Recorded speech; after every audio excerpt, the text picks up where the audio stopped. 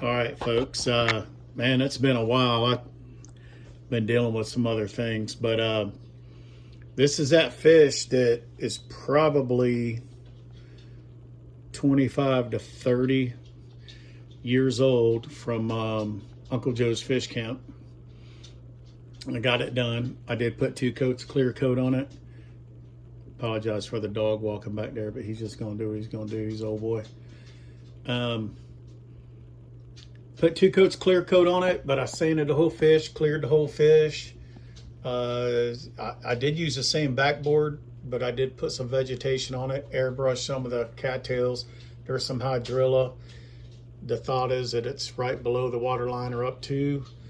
And I didn't replace the eyes or anything. Whoever did this mount originally, man, done a really good job. It's just old and succumbed to heat and all those things. Put a little sepia in the mouth, did the red back in there. Same thing with the bottom. Got a nice pearl coat on it. Did some light charcoal staining on the bottom. These are actually real fins from another fish, and I put those on there. They were just so bad. That one I probably should have replaced. Probably should have replaced that too, but I just didn't have one to replace it. The other ones I just rebuilt. Did some backing on the back fins, some gold tone, just redid the whole thing. So we're going to deliver it back to the owners of the fish camp, and maybe, who knows, I'm going to put another coat or 2 of urethane on it tomorrow.